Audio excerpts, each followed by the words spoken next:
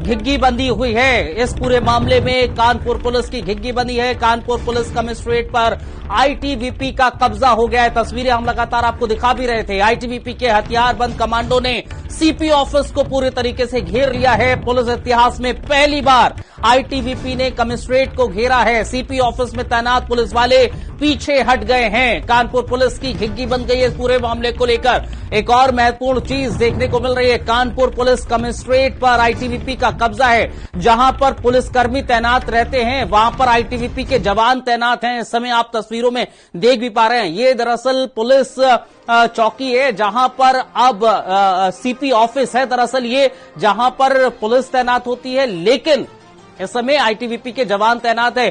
प्रभात, जाहिर तौर पर इस पूरे मामले को लेकर अब जो पुलिस है उसकी भी घिग्गी बनी हुई है पूरे तरीके से, क्योंकि जो पुलिस जहां पर तैनात होती है पुलिस के जवान, उसको पूरी तरीके से आईटीबीपी के जवानों ने घेर रखा है। उन्होंने आपके कॉल को होल्ड पर रखा है, कृपया लाइन पर। चलिए प्रभात से कनेक्ट करने की कोशिश करेंगे, लेकिन हम तस्वीरों में भी आपको दिखा रहे हैं कानपुर पुलिस की घिग्गी बनी हुई है एक तरीके से, क्योंकि मामला बड़ा गंभीर है, संवेदनशील है। आईटीबीपी का एक जवान जिसकी मां का ऑपरेशन गलत कर दिया जाता है, गलत इलाज कर दिया जाता है और उसकी मां का हाथ काट दिया जाता है, और फिर अस्पताल प्रशासन इस पूरे मामले में कुछ नहीं बोल पाते हैं। नेशनल हेड हमारे साथ वीरेंद्र सिंह जी हमारे साथ जुड़ गए हैं। वीरेंद्र जी, ये बहुत संवेदनशील, बड़ा संवेदनशील मामला निकलकर सामने आया था, क्या आपको लगता है इस पूरे मामले को लेकर?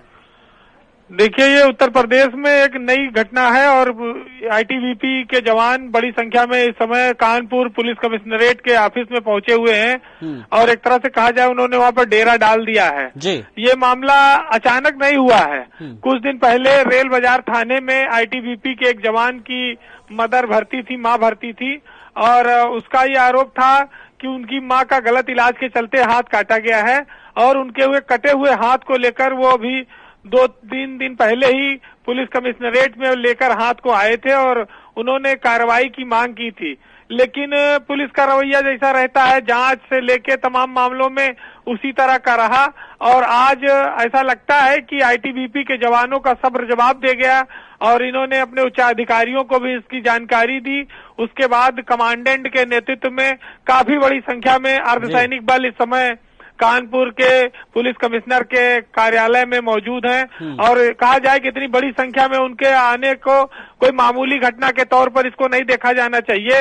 ये बड़ी नाराजगी के तौर पर आईटीबीपी के जवान असलाहों से लैस हैं, उनके साथ हथियार भी हैं और वो पहुंचे हुए हैं। इस समय रघुवीर लाल जो कानपुर के पुलिस कमिश्नर हैं, उनके साथ उनकी बातचीत चल रही है। ये पुलिसिया लापरवाही का एक बहुत बड़ा नमूना है, घटनाक्रम है।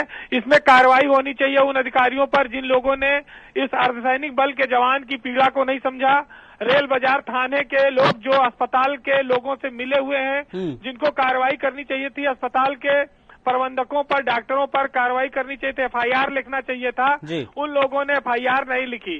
तो ये सब नेग्लिजेंस है और ये नेग्लिजेंस हमेशा होता रहा है। ये आज इतनी बड़ी संख्या में जवान आ गए, वरना कई सारे जवानों को ऐसे धक्के मारकर वापस कर देती है पुलिस और वो इधर उधर भटकते रहते हैं। ये कानपुर के लिए बड़ी शर्मनाक घटना है। कानपुर पुलिस के लिए कमिश्नरेट बनाया गया इसीलिए कि जितने अधिकारी रहेंगे वो मौके पर जाकर लोगों की शिकायत सुनेंगे, फोर्स ज्यादा दी गई और 1 to 1 समस्याओं को वो हल कर सकें।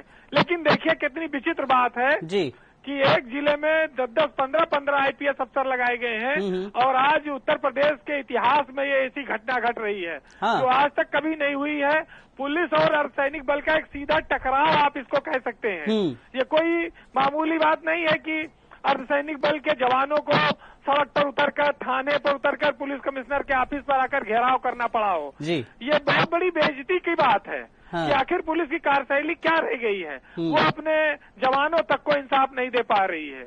नहीं, जाहिर तौर पर ये जवानों को इंसाफ नहीं है, लेकिन एक और जहन में सवाल है, पुलिस की कार्यशैली पर सवाल उठना लाजमी हो जाता है, लेकिन अस्पताल प्रशासन की भी कार्यशैली पर बहुत बड़ा सवाल उठता है। वीरेंद्र जी, देखिए सवाल तो उठा ही है, इसमें कोई शक नहीं है। और पुलिस अगर कार्रवाई करती तो आज ये नौबत थोड़ी आई होती। ये तो उसी के नाते आई कि रेल बाजार थाने की पुलिस ने कार्रवाई नहीं की होगी और उसमें ज्यादातर होता क्या है कि नर्सिंग होमों के साथ स्थानीय थाना पुलिस की साठगांठ रहती है। अच्छा। तमाम आए दिन घटनाएं होती हैं। तो अब किसी की माँ का हाथ कट गया और वो जवान हाथ लेकर पुलिस कमिश्नर ऑफिस आया और कह रहा है कि गलत इलाज किया, इनके ऊपर कार्रवाई करिए। आज वो 3-4 दिनों से भटक रहा है वो जवान। वो वीडियो बहुत वायरल हुआ था। जी जी। ये कोई पहली बार नहीं दिखा रहे हैं आपको।